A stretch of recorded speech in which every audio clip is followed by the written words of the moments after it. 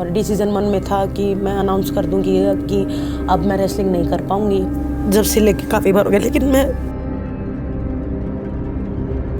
मेरे को 12 के कोचेस वो समझाते हैं कि वो कर रही है तू भी करना, रेसलिंग है ये, ऑन द मैट कुछ नहीं होता। इतने सालों तक मेरी आज तक हिम्मत नहीं बनी कि मैं आवाज़ उठा पाऊँ, क्योंकि कहीं ना कहीं उनके साथ भी शोषण हुआ होगा।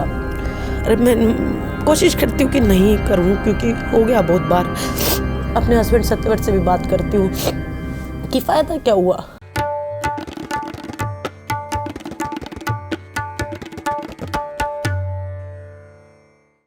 बात 2016 की है। एनडीटीवी में उस वक्त काम करता था और लग रहा था कि इंडिया को कोई मेडल नहीं मिलेगा। 2016 में इंडिया की बुरी हालत थी।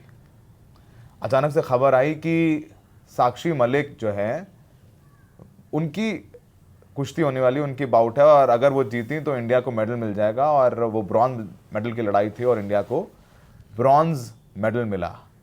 150 करोड़ देशवासी झूम उठे। रोहतक मैं उस वक्त गया। उस वक्त वहाँ पर साक्षी मलिक की मदर से बात की और उनके चेहरे पर जो प्रसन्नता थी, और उस वक्त पूरा रोहतक शहर के पूरा देश ही झूम रहा था। और वो साक्षी मलिक जिन पर देश को गर्व था, आज उन पर सवाल उठाया जा रहा है। ट्विटर पर, फेसबुक पर प्यार तो बहुत ज़्यादा है, लेकिन कुछ ऐसे भी लोग हैं जो उनको देशद्रोही भी कह रहे हैं। कोई कह रहा है पैसा लेके प्रदर्शन कर रही हैं, कोई कह रहे हैं राजनीति कर रही हैं। तमाम सवाल हैं। उन सवालों पर बात करने के लिए साक्षी मलिक खुद द रेड माइक पर हमारे साथ हैं। पहले तो साक्षी, आपने इतनी लड़ाई लड़ रही हैं, और आप लगातार, आपने तो कुश्ती से भी संन्यास ले लिया। कुश्ती से संन्यास लेने का फैसला कितना मुश्किल था आपके लिए? देखो, मैंने 2004 में रेसलिंग शुरू की थी, और यूँ मानो लगभग 18-20 साल से मैं कुश्ती में हूँ। तो आप समझ ही सकते हो, जब एक एथलीट अपना इतना सारा जीवन एक स्पोर्ट को देता है तो उसे छोड़ना कितना मुश्किल है।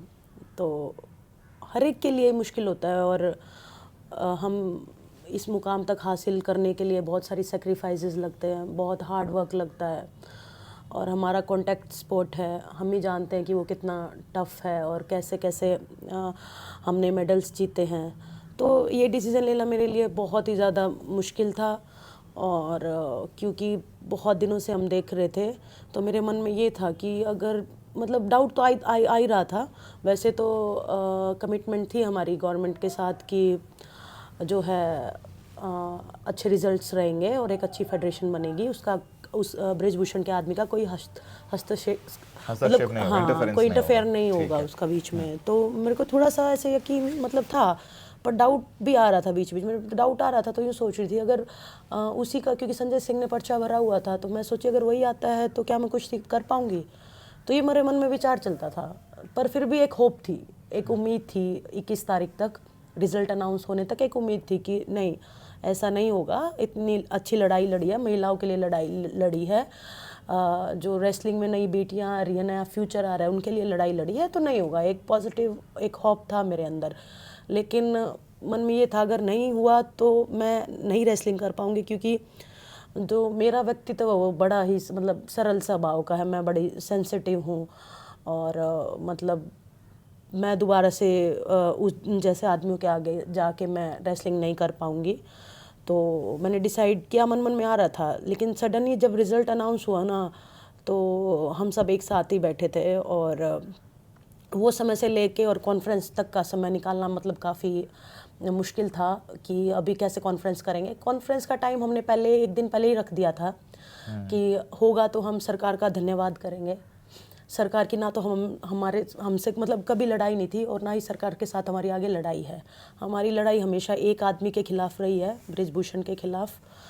तो वो कॉन्फ्रेंस तक का जो समय था वो बड़ा मुश्किल निकला, और डिसीज़न मन में था कि मैं अनाउंस कर दूंगी कि अब मैं रेसलिंग नहीं कर पाऊंगी।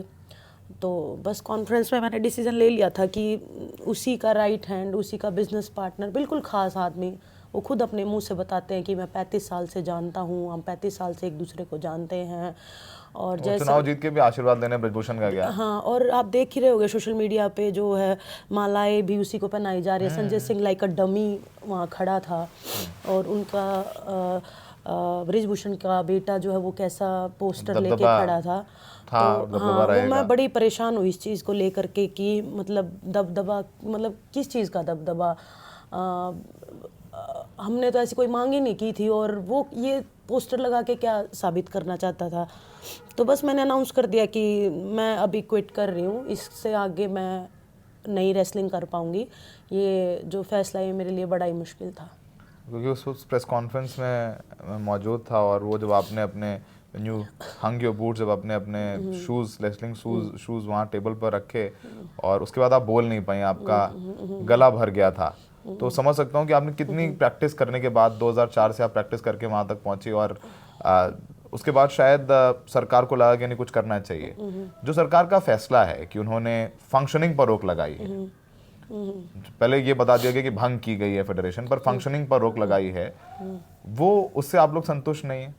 नहीं, देखो बिल्कुल भी संतुष्ट नहीं है, क्योंकि अभी भी पूरा मतलब भरोसा नहीं दिलाया सरकार ने कि वापस से वो नहीं आएगा, या उसके रिलेटेड उसके रिलेशन का या कोई भी उससे जो ताल्लुक़ रखता है वो आदमी नहीं आएगा, ऐसा अभी तक कोई भरोसा दिलाया नहीं है। इसीलिए अभी भी कोई सेटिस्फेक्शन है नहीं मन में, और एक्टिविटीज़ रद्द हुई हैं। और जब आपने देखा कि इलेक्शन हुआ और तुरंत ही 2 घंटे के अंदर अंदर उसने लेटर निकाला कि नंदनी नगर जो है नेशनल होगा अंडर 15 और अंडर 17 का, तो मेरे मन में फिर वही पुराने विचार चल पड़े। मेरे मन में बार बार याद थी कि पर इतनी लंबी लड़ाई का फिर फ़ायदा क्या हुआ। 40 दिन रोड पे सोए हैं, ऐसी ऐसी परिस्थितियाँ हमने देखी हैं, मतलब बारिश, आंधी, तूफान, हमारे टेंट में करंट तक भी आया। हम मुझे याद है, मेरे को याद है, गर्मी के दिन थे, अप्रैल मई की गर्मी में गर्मी 40 के दिन आप लोग थे वहाँ पे। तो वहीं हम रहे। तो फिर ये सारी चीज़ रिमाइंड हो रही थी कि इस फाइट का फ़ायदा क्या हुआ कि जाके उसने 2 घंटे के अंदर अंदर ही अपने गढ़ में नेशनल रख दिया, जहाँ उसका घर है, गोंडा नंदनी नगर में। तो मेरे पास 1-2 बच्चियों के फ़ोन आए कि दीदी वापस से ये तो वही नेशनल हो गया।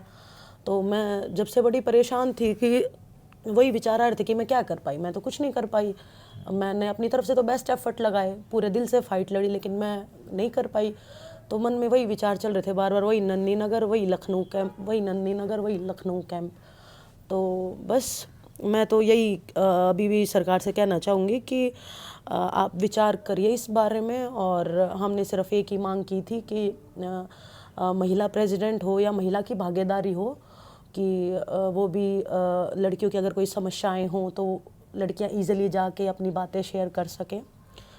और छोटी सी मांग थी कि उससे रिलेटेड कोई ना आए, बाकी कोई और अच्छे इंसान है, स्पोर्ट्स से रिलेटेड इंसान उसमें आ सकते हैं। एक एडहॉक कमेटी बनाई है इंडियन ओलंपिक एसोसिएशन ने, उसमें 3-4 लोगों की कमेटी, उस पर संजय सिंह ने एक खत लिखा है इंडियन ओलंपिक एसोसिएशन को धमकी देते हुए कि आप ऐसा नहीं कर सकते हैं। हम जो चुनाव हुए हैं कुश्ती संघ के, वो लोकतांत्रिक तरीके से हुए हैं, और ओलंपिक एसोसिएशन का कोई अधिकार नहीं है कि वो फंक्शनिंग पर रोक लगा दे।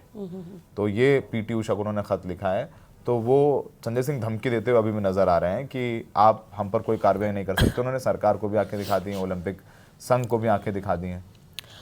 देखो सबसे पहले तो उसने ही रूल ब्रेक किया, मतलब 15 दिन का तो नोटिस ऑलमोस्ट होता ही है बच्चों को प्रिपेयर करने के लिए, खिलाड़ियों को प्रिपेयर करने के लिए अपने आप को। तो सबसे पहले तो उसने ही अपना दबदबा दिखाते हुए ये लेटर निकाला नंदनी नगर में नेशनल्स होगा। तो अभी वो कर रहे हैं, तो वो ठीक है, वो उनकी मानसिकता है, वो क्या कर रहे हैं।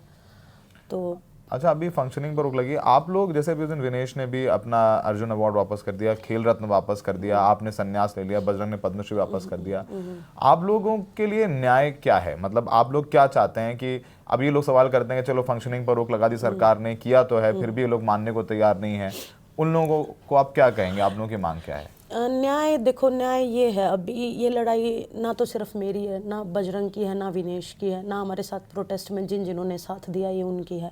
ये लड़ाई पूरे भारत की बेटियों की है और महिलाओं की है, क्योंकि हमने जब प्रोटेस्ट किया था बहुत सारी महिलाएं, छोटी बच्चियां, बूढ़ी औरतें सब आई।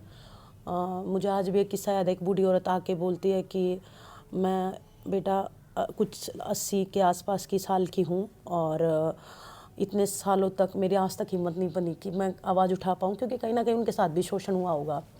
तो आपका बहुत बहुत धन्यवाद बेटा, आपने आवाज़ उठाई, आगे आने वाले बच्चियाँ भी आवाज़ उठाएंगी, आपने इतना हिम्मत का कदम उठाया है। तो वो चीज़ विजुअल्स याद आते हैं कि ये लड़ाई मेरी तो है नहीं, हमें लड़नी है। और आगे बहुत जगह जैसे हैरेसमेंट होता है ऑफिसेज में या स्कूल्स में या फिर कुछ मतलब खेलों में, बिल्कुल, तो बहुत जगह ऐसा हैरेसमेंट होता है। तो बस न्याय यही है कि अगर हमें ये न्याय मिलता है, पहले तो मैं न्याय का मतलब बताती हूँ। न्याय यही है कि जिसके खिलाफ हम लड़ाई लड़ रहे हैं उसको साइड में किया जाए, फेडरेशन से एक अच्छी फेडरेशन का निर्माण हो, महिलाओं की भागीदारी हो कि लड़कियां अपनी बात जो है अच्छे से रख सकें और लड़कियों में फिर भरोसा आए, कुश्ती करने का भरोसा आए, बात बोलने का भरोसा आए और अपनी आवाज़ उठाने का भरोसा आए। और तो बस यही कहना चाहूँगी कि इस पे काम होना चाहिए।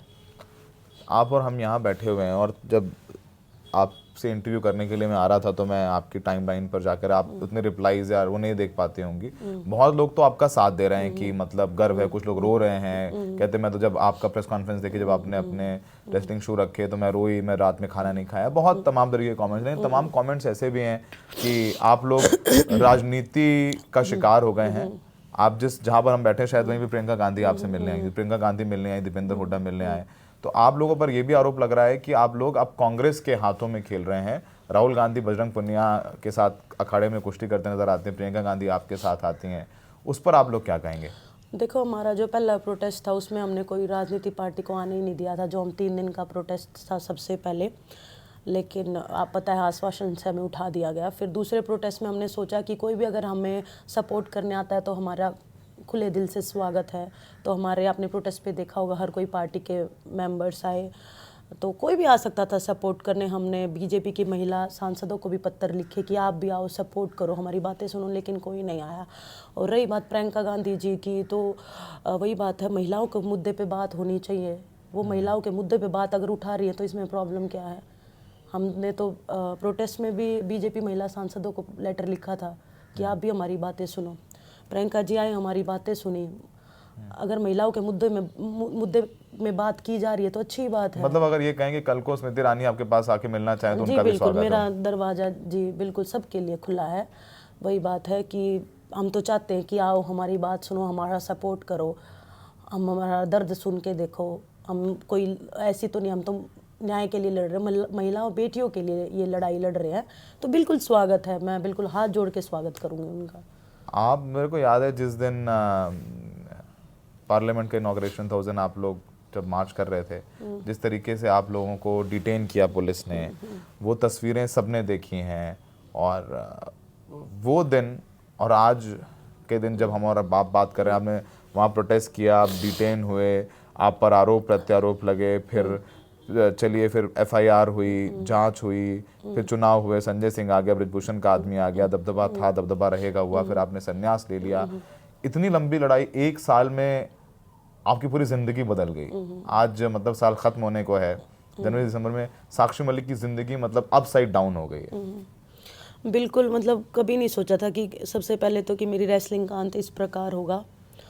लेकिन अभी अच्छा, एक और सवाल, कभी सोचा था कि अपने दिमाग में, हर खिलाड़ी के दिमाग में होता है कि मैं यहाँ पर जाके संन्यास लूंगा या लूंगी। आप रेसलिंग करती हैं या कोई क्रिकेटर है या टेनिस में डिसाइड दिमाग में सोचता है कि मैं यहाँ पर संन्यास लूंगा? मेरा ये था कि मैं सबसे पहले तो एशियन गेम्स खेलूंगी, जो सरकार ने हमें बताया भी था कि आपकी ट्रायल ले ली जाएगी एशियन गेम्स में, लेकिन हमारी ट्रायल्स नहीं ली गई। जिन्होंने लेटर लिखा था, हमने वो पोस्ट भी किया आप अपने सोशल मीडिया पे, तो मना कर दिया कि आपकी एशियन गेम्स की ट्रायल नहीं होगी। था मैं एशियन गेम्स में अच्छा परफॉर्म करके फिर ओलंपिक्स खेलने की मेरी इच्छा थी। और बस यूँ ही था कि कोई से भी टूर्नामेंट में एक अच्छा मेडल मेरा आ जाता तो मैं वहीं अपने संन्यास की घोषणा करूँगी। मैट पे संन्यास लेना चाहती हूँ। मैट पे संन्यास लेना चाहती हूँ, लेकिन नहीं पता था कि इस तरीके से संन्यास होगा। आपके घर में मदर से बात होती है? मदर क्या कहती हैं? पेरेंट्स कितना सपोर्ट करते हैं? मदर इन लॉ से सबसे बात होती है और उनका तो फुल सपोर्ट है। वो भी काफ़ी परेशान है, मतलब वो तो अभी बोलते हैं कि मैं डेली, मतलब कभी भी वीडियो आगे आ जाती है तो मैं अभी भी परेशान हूँ। मतलब वो बात डाइजेस्ट नहीं हो रही है उनको कि एकदम से क्या फैसला लिया तूने, थोड़ा डिस्कस तो कर लेती। अच्छा, आपने बताया नहीं अपने पेरेंट्स को? मदर से बात मैं नहीं बताने लग रही कि जब रिजल्ट अनाउंस हुआ उससे लेके कॉन्फ्रेंस तक का जो समय था वो बड़ा मुश्किल था। उसमें हमने किसी से बात नहीं की, हम आपस में ही बात कर रहे थे, परेशान भी थे। इमोशनल भी बहुत बार हो रहे थे, पर क्या कर सकते हैं हम। तो उस दौरान हमारा कोई इतना घर से कांटेक्ट नहीं हो पाया, क्योंकि बहुत थोड़ा समय था रिजल्ट अनाउंस के अंदर और कॉन्फ्रेंस के टाइम के अंदर। तो फिर वो बाद में उनको लगा कि ये एकदम से क्या फ़ैसला ले लिया तूने, तो वो हजम नहीं कर पा रहे। बोलते हैं कि मतलब परेशान हैं कि ऐसे तरीके से कैसे। फिर मैंने बताई अपनी स्टोरी, जैसे मैं आपको बता रही हूँ। मनोबल कैसा है आपका भी? मनोबल, देखो अगर न्याय मिलता है तो मैं बड़ी खुश होंगी कि मैंने अपनी ज़िंदगी में भाई अच्छा काम करा, बहुत सारी लड़कियों को मोटिवेट किया, महिलाओं को वो मोटिवेट किया आवाज़ उठाने के लिए। लेकिन अभी के लिए बढ़िया नहीं है, मतलब परेशान ही हूँ मैं।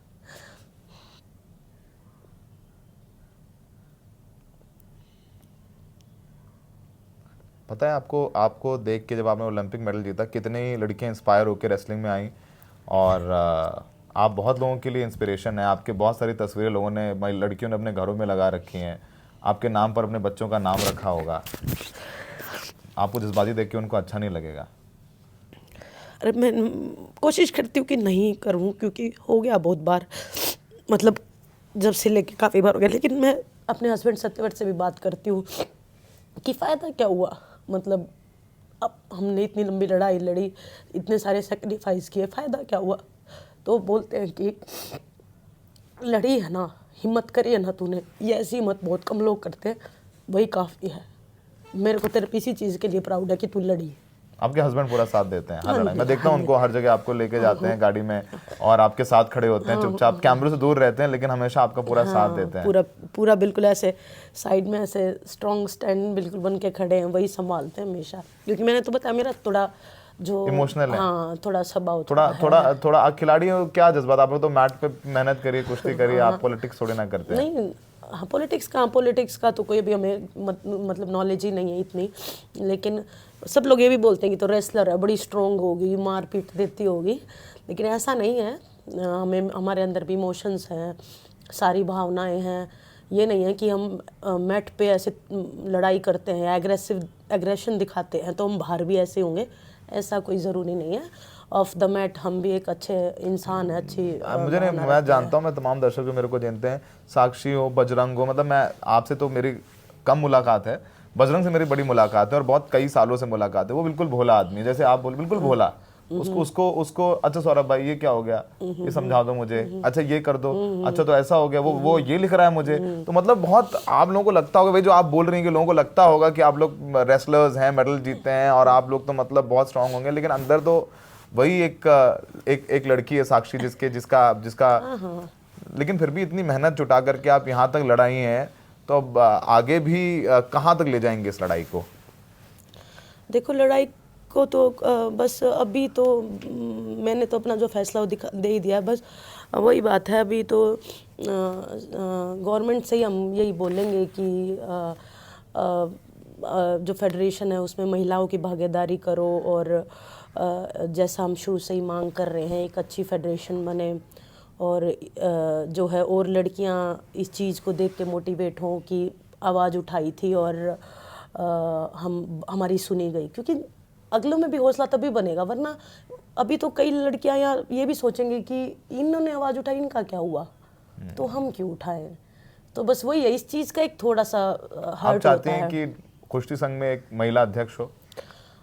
अध्यक्ष ने कम से कम भागीदारी हो, 33% की भागीदारी हो, 2 महिलाएं हो, या जरूरी नहीं है प्रेसिडेंट ही हो या प्रेसिडेंट भी हो, तो पर मतलब आप चाहते हैं महिलाओं की कि भागीदारी भागीदारी हो। हो? अभी तो मुझे लग नहीं रहा है कि कार्यकारिणी में कोई महिला एक है। भी महिला नहीं है। कार्यकारिणी में एक भी महिला नहीं है? नहीं, जो अभी पूरा फेडरेशन बनी है तो एक अच्छा, भी महिला नहीं है। अनुराग ठाकुर जी का, खेल मंत्री का आपके पास फोन आया जब आपने रिजाइन किया? बोला कि नहीं मैं, जी। फोन ही नहीं आया? और जब जब जब मेडल लेकर के आई थी तब तो मिले ही थे, अच्छा स्वागत किया। पीएम सर ने अभी अपने घर बुलाया, वहाँ सभी थे, तो काफ़ी अच्छा लगा था। और जब छोड़ा आपने कि मतलब आप आवाज़ उठा करके, ठीक है, अब आप, मैं क्या ही, सब तो अब जानते हैं, लेकिन दर्शक भी देख ही रहे हैं। चलिए एक आखिरी बड़ा हल्का सवाल पूछता हूँ आपसे। अब आप भावुक हो गई, ऐसा नहीं है, साक्षी जितना वो भावुक हो गई हैं, उनकी मुस्कुराहट भी उतना अच्छा है, बहन है हमारी। ये जी। बताइए, कभी किसी को चांटा मारा है रेसलिंग के बाहर? कभी भी नहीं। वही मैं बताने की कोशिश कर रही थी कि थोड़ा है मेरा स्वभाव ऐसा, मतलब मैंने को याद भी नहीं है कि मैंने कभी किसी को ऐसे उंगली भी टच की होगी। कभी उंगली टच नहीं की। और रेसलिंग में हाँ, वहाँ भी मतलब नहीं, कई होते हैं जैसे ना एग्रेसिव रेसलर होते हैं, बाल फाड़ लेंगे, उंगली तोड़ देंगे। तो मेरे को बाहर आके कोचेस वो समझाते हैं कि वो कर रही है तू भी करना, रेसलिंग है ये, ऑन द मैट कुछ नहीं होता। तो मैं करने की कोशिश करती हूँ, फिर ये होता है नहीं यार मन नहीं मानता, फिर ऐसे मन में वही होता है इस जीत का भी क्या फायदा है, छोड़। तो वो फिर मैं नहीं करती हूँ। तो बाहर आके तो बहुत दूर की बात है। कभी नहीं, नहीं और कभी तब अब कभी मतलब अभी जैसे जो मेडल लेकर के आई, और फिर देखिए आप तो मेडल का वो शीर्ष प्रधानमंत्री बुला रहे हैं, और फिर आप आवाज उठा रहे हैं पार्लियामेंट के बाहर, वो आप प्रदर्शन कर रहे हैं, वही पुलिस जो आपको सैल्यूट करके लेके आई होगी, वही पुलिस वाले आपको खींच करके ले जा रहे हैं। किताब लिखेंगे कभी कि नहीं लिखेंगी?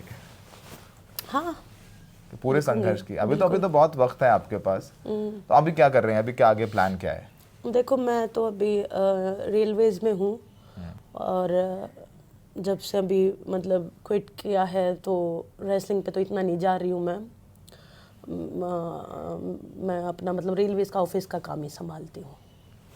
आप मतलब ऐसा नहीं, आप ऐसी कोई अब जो लड़ाई जो आप कर रहे हैं उस पर आगे कुछ कभी कोई प्लान आप लोग आपस में बात करते हो कभी कुछ? नहीं, देखते हैं अभी तो क्या फैसला लेती है आगे गवर्नमेंट। मुझे एक कमेंट याद आता है, जब कमेंट लिखा हुआ था कि साक्षी ने इसलिए रिजाइन किया है कि लोकसभा चुनाव लड़ेगी कांग्रेस से। नहीं, अभी तक तो देखो ऐसा कोई विचार है नहीं। अभी तो मैंने बताया कि मैं इसी सदमे से ही नहीं निकल पा रही हूँ, परेशान हूँ, वही विचार आते हैं और पुराना सोचने लग जाती हूँ, कब बैठे थे, क्या क्या लड़ाई की, कैसे कैसे संघर्ष करा, और फिर भी नहीं न्याय मिला। तो अभी तो मैं उसी चीज़ में उलझी पड़ी हूँ कि क्या एंड होगा इस चीज़ का, कि यही एंड है, हो गया, वापस से वही आएगा या नहीं आएगा पता नहीं। क्लियरिटी अभी भी कुछ नहीं है। अगर क्लियरिटी मिल जाए तो मैं भी खुश हूँ और आगे का फ्यूचर सोचूं, लेकिन अभी के लिए तो मैं परेशान ही हूँ, अपना ऑफिस संभाल रही हूँ। ज़्यादा सवाल नहीं पूछूंगा साक्षी से, क्योंकि मुद्दे पर बात होनी चाहिए। साक्षी ने बताया ना कि रेसलिंग पे उन्होंने पछाड़ करके तमाम रेसलर्स को दुनिया के मेडल जीता है, पर कभी किसी को उंगली टच नहीं करी। लेकिन इतनी हिम्मत है कि जब गलत हुआ तो फिर वो 40 दिन सड़क पर भी आकर के प्रदर्शन करके कहीं ना कहीं सरकार को झुका ही लिया उन्होंने। तो वो मादा भी रखती है। ज़रूरी नहीं है कि अग्रेशन हो, लोकतांत्रिक तरीके से लड़ाई करना भी एक लड़ाई है। और लोगों को लगता होगा कि साक्षी मलिक है, बजरंग पुनिया है, पता नहीं कौन होंगे। आप जैसे हमारे इनकी बात हुई है, बहुत बेहद आम, इनके घर पे भी मतलब बिल्कुल आम आदमी की तरह रहते हैं ये लोग। वही इनके भी जज्बात हैं जो हमारे आपके होते हैं। तो ज़रूर ये कहूँगा कि साक्षी ने मेडल जीत करके लाखों लड़कियों को इंस्पायर किया है। साक्षी, आप ऐसे ही इंस्पायर करते हुए, और बोलना आप ज़रूर भावुक हो जाते हो। भावुक इंसान तो भावुक इंसान ही होता है। शायद यही वजह है कि आप वहाँ 40 दिन प्रदर्शन कर पाए, क्योंकि आपको लगा कि हाँ, उस 40 दिनों में भी कभी मोटिवेटेड हो जाते थे कि अच्छा काम कर रहे हैं, लड़ाई लड़ रहे हैं, कभी भावुक हो जाते थे, कोई ऐसी सिचुएशन आ जाती थी। वो रात वाली आप इंसिडेंट बता रहे थे कि मतलब गीला पड़ा है, बारिश, आंधी तूफान आ रहे हैं, और बेड, एक फोल्डेबल बेड भी नहीं आने दिया अंदर, तो क्या था, नीचे कैसे सोए हम। तो वो दिन भी देखे, फिर उस दिन भी बड़ी परेशानी हुई, ऐसा क्या जुर्म कर दिया कि सोने के लिए एक बेड भी नहीं मिल रहा। तो बहुत सारी चीज़ें देखी। प्रधानमंत्री से मिलनी, उनसे थपथपी ले ली, मेडल जीत लिया, देश का नाम रोशन कर लिया, प्रदर्शन कर लिया, सारे काम कर लिए साक्षी ने उस उम्र में। साक्षी, आगे के लिए आपको बहुत बहुत शुभकामनाएं। भगवान करे आपको ताकत मिलती रहे और आपकी ज़बान बाजुओं के साथ मजबूत रहे। द रेड माइक में साक्षी के साथ इतना ही।